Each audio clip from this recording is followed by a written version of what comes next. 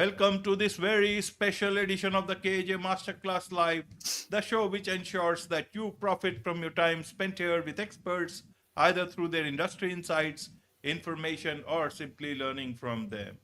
And today we have Healey Ikerd, psychotherapist, author, veteran, podcast host. Welcome to the show, Healey. Hi, thank you. Welcome. I appreciate you having me.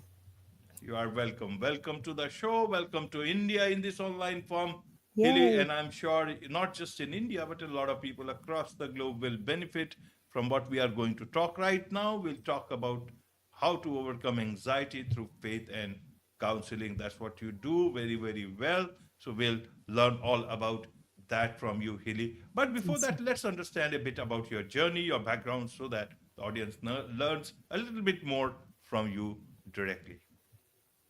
Well, I grew up in Oklahoma and went to school, studied actually broadcast journalism in my undergraduate degree, and joined the Army. Um, yeah, after high school and then through college. And then when I was stationed overseas, I decided to get my master's. And in there, I had a few counseling classes. And when I got out of the military, decided, hey, I think I'd like to do that. Um, as a career, and went back to school and did all the requirements to get my license and ended up opening a private practice. After a few years of counseling with some other organizations, I opened my own private practice in 2010. So that's been a fun time. So that's where I'm at Absolutely. today. Yeah. Absolutely. Doing lots of good work, in fact. And you talk about, you using biblical principles and anxiety. So I want to understand for the audience is this connection between anxiety and biblical principles. How should people understand, especially in this part of the world, where I am in India and other parts where, people may want to understand it better. Right. I had rededicated my life to I've been a Christian my whole life, but kind of rededicated my life while I was in the military overseas, and as I studied psychology, found a lot of the principles, especially in cognitive behavioral therapy, were also in the Bible, and which really excited me because since that's my faith, that's what I see the lens of the world through. Found that those things that I was learning in psychology were also outlined in the Bible. So um, I think, though, especially with cognitive behavioral therapy, you don't have to be of any faith to follow that model. It's very research based and can be helpful for a lot of people. But for those that do see the world through a faith lens, as far as a Christian lens, they can be assured that it doesn't go contrary to anything in scripture and is actually encouraged. Of how we behave and how we think really will transform the way that we feel and the way that we live out our faith and just live healthier lives. Absolutely, absolutely, Healy. Now you talk about, when you talk about anxiety, you also talk about children, and children can sometimes be quite anxious with whatever. Uh, what are the things that can make that make children anxious in today's time? Many a times it could be the social media, it could be the phone, but I want to understand from you your perspective on this, and then we get to the Bible part where the Bible can help. Well, you know, anxiety is a common emotion. I mean, it's one that we all have. The only difference is some people can manage it better than others. And anxiety is something that if you don't manage it, it will just kind of grow in and of itself. So sometimes children can get it from their parents. Their parents are very anxious and they kind of learn that life of being scared of things a lot, being worried about things. And if the parent doesn't have a good grasp on how to manage that emotion, the kids will not either. So, other things, just because anxiety is a common thing, like we do fear certain things, which aren't bad. Anxiety can help us, um, make plans for the future or be careful about things, which is important. Uh, so, but they can have fears of all sorts of things. It can just start with bugs or, dogs or whatever. And especially if they've had a traumatic incident of some sort. For example, the dog example, like if they've been bit by a dog, that may create some anxiety in the future, depending on how they've handled that and worked through that. Some common anxieties of just kids that I've seen are fears that are not necessarily, a lot of them are trauma based, and then some are just fears of the future. Some are fears of what other people think of them, and that's where social media can be a not helpful thing, because that is it's a very comparison society, and that's not really helpful for kids. It's not helpful for adults either, but things like that can cause a lot of anxiety for kids. Right. And if we look at the adults, you have spent quite a bit of time, uh, to help both children and adults navigate their emotional and mental health challenges. You also said that, uh, the impact of parents' mental health, or if they are anxious about things, it will come down to children in a whatever way at that moment. How do we detach children from such things? Is it the job of the parents, or is it job someone else who will help in this? Because uh, this is something very different, and staying in a family should be something much more helpful rather than negative, especially for children. What has been your suggestion in this? And in any other part of the world, if parents are anxious, how do they ensure that their children are detached from their anxiousness? Also, how do we differentiate between anxiousness and alertness? We are many a times, you may not be anxious about things for yourself, but when the same thing is applicable to your children, you may want to be alert, because you they don't know how to handle that situation, maybe late night or something like that. So the parents will start looking at it different. Help us understand from all that perspective, so that uh, people actually get some guidance. Well, I'm not sure that there's a real way to detach children from their parents' anxiety, because when we live in an environment, that environment definitely affects us. It isn't all that affects us, but it is a very strong determinant, especially when children are young. One of the best things parents can do is to learn their own coping skills, things like deep breathing or meditation or muscle relaxation. Doing the things that help calm their anxiety is the best thing they can do. And then bring the kids in to learn how to do that as well, because those things are so vital. The kids are going to learn from the parents. And this isn't just anxiety, this is lots of things in life, right? We learn a lot of our beliefs about the world from our home of origin. And so that's why it's so important for parents to just get a handle on their own.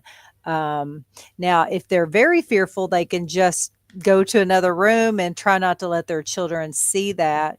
But some of that is very contagious, just emotions, because kids can kind of sense when something's not right. So I encourage parents just to be proactive in resolving or helping manage their own, and then that will help. And then actively teaching the kids, like, don't shy away, just teach them what you're doing to manage yours and how they can manage theirs also. It's not a guarantee that every child's going to have anxiety just because their parents do, but it is a strong, there is a strong correlation there. So just to know that. And your second question was, oh, sorry, I've forgotten.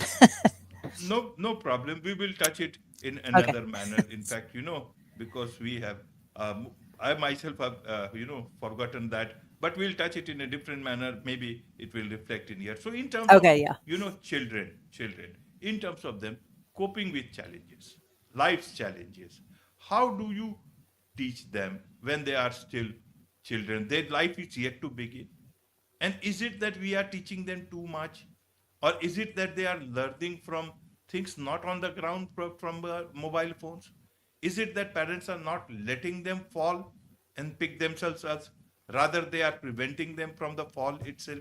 And that is where it is making them difficult for them to actually know those things about falling and getting up. Help us understand then what should be the role of parents, because this seems to be quite a debate nowadays. A lot of talk about that resilience, that nowadays some parents can just be overprotective about the children, and later on they lose out on those life skills. Help us understand here. Right. Well, my belief about parenting is that we are to work ourselves out of a job. So we have a job when they're young, and that's to protect and guide and teach them with the important things in that we believe that's going to help them be productive, independent, um, you know, members of society, that they're going to be able to do those things. So it is our job, because these things aren't just going to be, somehow morphed into them. We have to teach them the things like love and skills and, expressing themselves. We don't coddle and try to protect them from every consequence. So if they're feeling, anxious somewhere, we don't just rescue them from the situation unless it's dangerous. But, if they're just like spending the night with a friend and they're anxious because like, oh, I don't want to be away from you. Like, it would probably be helpful not to go pick up the child and let them work through that. You just encourage them, use your skills that I've taught you. You can do it, and not just rescuing them out of every situation. So I think teaching them skills to help them be resilient is our job. Our job is not to rescue them from every hard thing unless it's actually dangerous. Then we do. I mean, we'll go grab a kid out of the street, right? We should do that. We don't necessarily just rescue them from consequences of their own decisions. That may take a little discernment on what's helpful and what's not. But sometimes we don't let our children experience consequences that maybe they should experience. So I remember another part of your question from earlier of if kids should get outside help. And I think that if parents are having a hard time managing their stuff or knowing what to do, I think it is helpful to get outside help, to find a counselor that can help them learn some coping skills and teach the child some coping skills as well. And if they don't have the resources or the knowledge to know what to do, because sometimes to be a good parent, we just need a little encouragement from somebody else or a little bit of knowledge to help us to go, okay, if that's right, then I feel a lot better. Sometimes that's all parents need, is a little bit of knowledge and authority to say that's the right thing to do. You don't have to go rescue your child every time they're crying. They can learn, you can teach them how to soothe themselves in certain situations. And sometimes that's all parents need, is like, yes, this is a good way to do it. And then they're like, okay, they feel empowered. Otherwise, sometimes they just can feel lost of like, I'm not really sure what to do. And although there's not technically a whole, these are the list of things to do, um, sometimes someone else can just help parents kind of figure out what's good for their child or children. Absolutely, absolutely, Healy. Now let's talk about uh, Bible, God, and outside help. So you talked about no harm in taking outside help, and you also talk about facing your fears and trusting God more. So where how does it work? Should I first, whenever there are problems, should I think about God first, or should I think about outside help? Which should come first, God or outside help? Well, I'm always going to say God first. The Bible tells us that He is our wonderful counselor. He is our healer. He is our physician.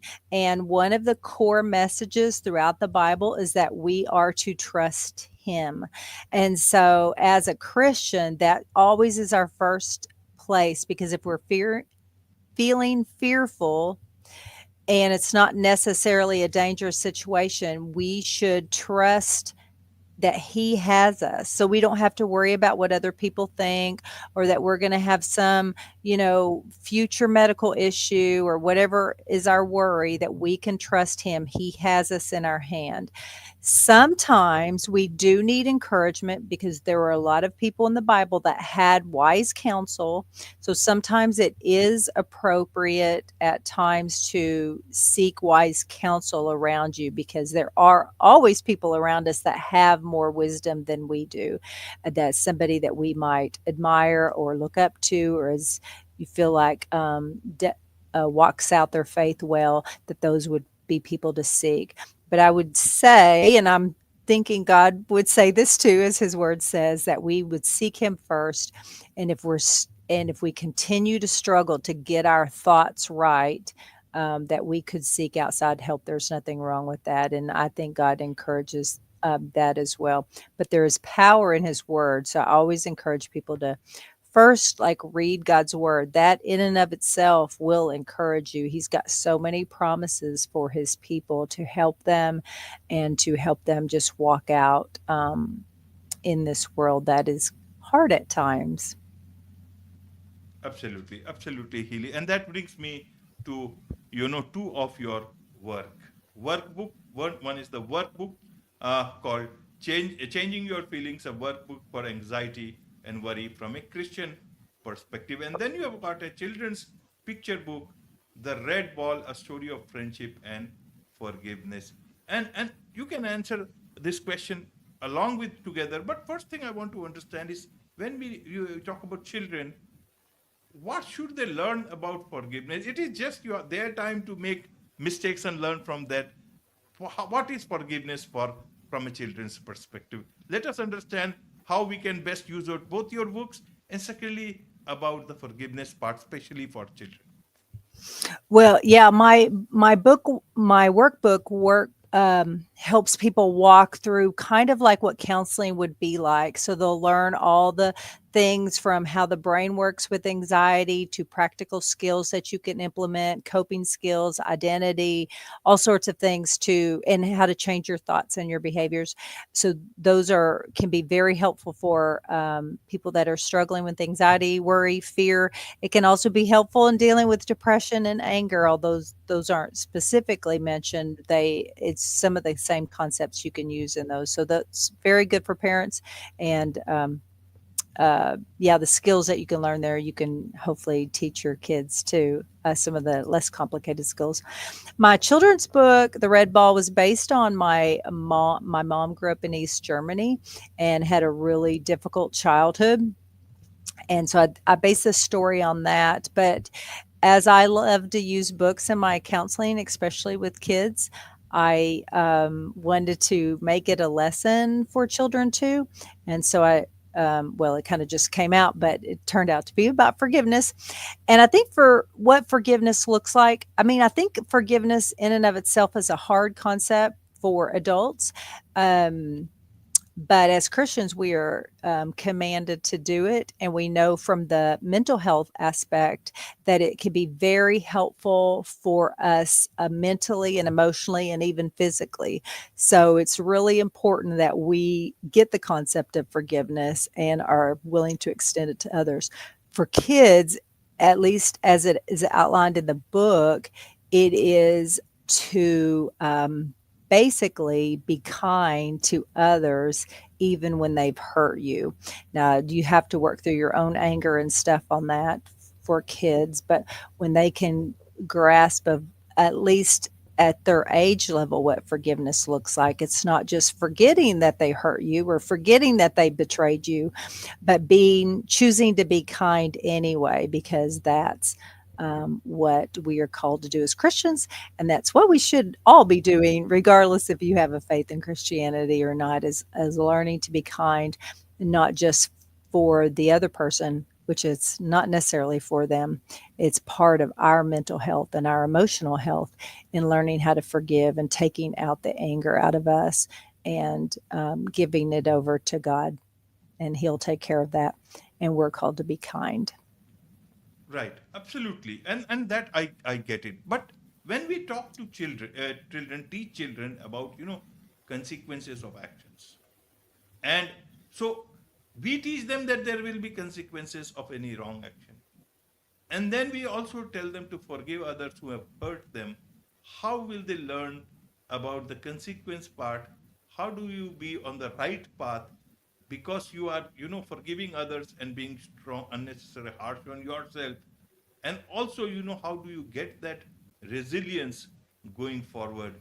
Because you know that for others the rules are different, for yourself the rules are different. Help us understand. Sometimes it can be a bit of a, for a child's mind, it can be a bit of a dilemma. Yes. I think with a Christian faith that makes it a little bit easier because it's God's command and we forgive because He's forgiven us. And so we can understand that we've done wrong also to people, and we may not have betrayed at the level like in the story. Renata has not betrayed a friend like her friend betrayed her, but she can understand that because Jesus had died for her, that she's called to forgive also because she's been forgiven. Now, for those who may not have a Christian faith, I mean, it is basically letting justice fall as it may. We don't know, but we trust that somehow that will either come to light or somehow work itself out. Again, in the faith, it's a little bit easier because we know God's the God of justice and He will take care of it. But yeah, it's a hard concept because I think it's hard for adults to understand too, of this, like releasing this hurt, like they have legitimately hurt me. And now how do I move forward in that when they have hurt me? And that is part of letting go, not like we can't really let go of the hurt, but we can let go of the emotions attached around that, the anger and the vengeance that we want to impose, and just extend that gift to someone because that's who we are. We're going to be healthy regardless if they are or not. And that's always my mantra. We choose to be healthy regardless of what anybody else is doing. And then and the way forgiveness works is for adults, it might just be, extending some reconciliation, depending on the hurt, though. If you've been abused or like you don't necessarily reconcile, you just work that out between you and God. For kids, like in the story, Renata chooses to be kind to him, even though she knows that he betrayed her, even though it was very hurtful, that she chooses to be kind and just see him in a different way. And that turns out to have a better consequence than just holding on to her anger, because the anger actually was starting to change her. And that's when we know we've been hurt in some way. The anger and the hurt starts to change us in some way that we may not want, and we shouldn't want, because it's often not pretty. Absolutely. There's much to learn about these things from you, Healy, and I'm sure a lot of people who would like to connect with you, learn more about all these things from you, take your help, and also learn from your books and as well as your podcasts. So, what's the best way for them to connect with you? The best way to connect with me is through my website. It's writtenbyhealey.com. I'm also on Facebook by that name and Instagram on that name, so you can message me through any of those. Yeah, or touch base through my podcast is called Healthy and Redeemed, and people can reach out to me through that also. Wonderful. With this, it's a wrap on this very special edition of the KAJ Masterclass Live. Thank you so much indeed for joining us.